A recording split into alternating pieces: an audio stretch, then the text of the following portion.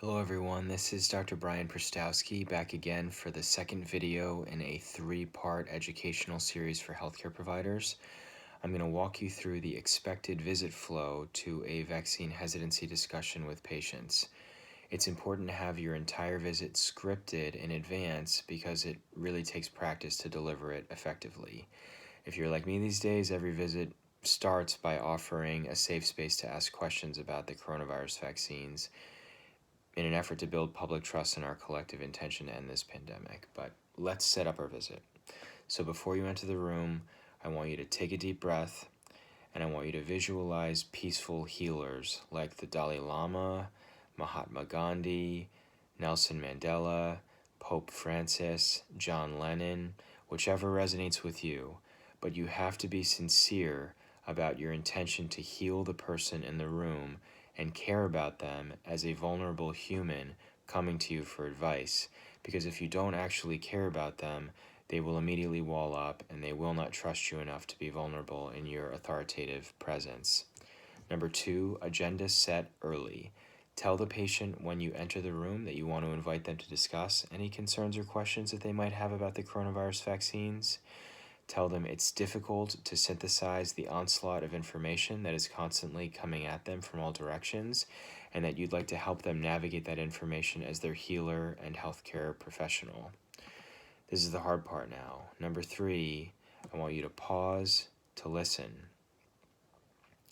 Sometimes patients will hesitate about disclosing their fears, either because they may not have prepared coronavirus vaccine questions for you if that was not the reason for their visit, or that probably more likely it takes bravery to admit to a health professional that they might have questions or concerns about a mainstream medical recommendation. If they don't volunteer any questions, this may be to your advantage so that you can kind of proceed with your script with the intention of educating them about why you chose to get the vaccine for yourself and for your patients, for your family, for your community, whatever you wrote on your sign. Sometimes the patient will be grateful for an opportunity, though, to ask questions and might even disclose a frequently asked question that you immediately know the answer to. However, before you respond, number 4, please consider your first response to their question to be an intention to actually validate their feelings rather than your impulse to regurgitate scientific data. Take your time to do this genuinely. So, for example, I want you to respond with something like, I can totally see why that would be scary for you. Be careful not to agree with any conspiracy theories because you don't want to validate or normalize vaccine hesitancy. But normalizing their fear of something that is scary, I'm sure we can all agree that it is normal to be scared of something scary.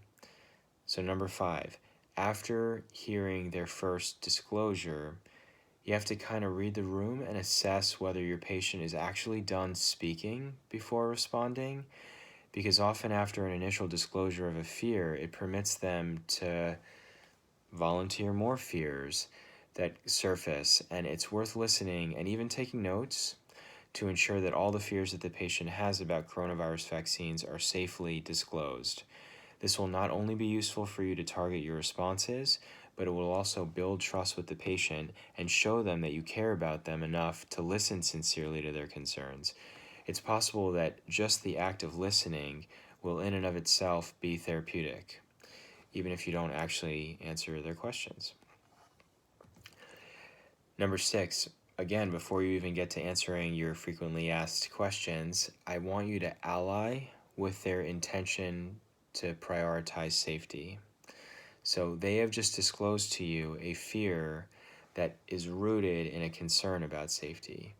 And you should respond by saying, it's actually safer to get the coronavirus vaccine than it is to get coronavirus infection, which is why you recommend the vaccine. Say that the vaccine is 95% effective at protecting us from coronavirus once you've received your 2 doses, and that we all want our economy back open and we all want our kids back in schools.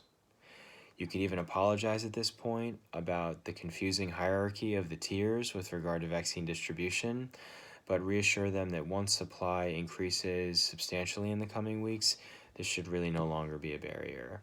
At this point, number 7, now you can actually answer their questions about whatever they initially volunteered was their fear. And in the next video, part 3 of this series, I will role model this section so that you can kind of hear the discussion with my words and also kind of see body posturing that is supposed to be welcoming, and see the expected flow to a predictable vaccine hesitancy discussion.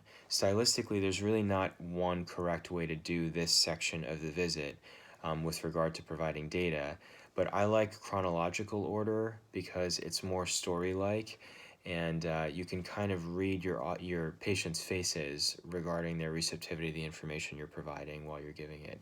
If you really don't have time to do like a long talking points chronologic story, like I am a storyteller, you can sometimes have favorite handouts or links, or even use my YouTube videos with my Doc and Elephant explain coronavirus vaccine videos, or if you have cartoons or artwork or whatever resources you trust, you can share them with your patient, and you might even create a dot phrase in Epic to more efficiently provide trustworthy scientific data.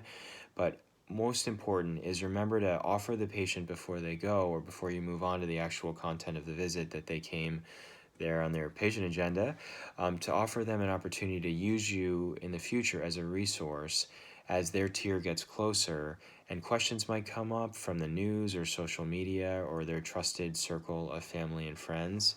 So in summary, when you're setting up your visit, number 1, take a deep breath and think peaceful intentions. Number 2, agenda set early. Number 3, pause to listen. That's the hardest one. Number 4, validate their feelings, particularly their fears, because things that are scary, we can all resonate with that. Listen to more fears if they're willing to volunteer it. Ally on an intention of safety, just so that you can have something in common to talk about as far as like kind of a foundational piece to anything that you say following that. And the last thing is to provide your data, and we'll talk about that in the next video. For more information about tiers and vaccine distribution in Sonoma County, visit www.socoemergency.org/vaccine.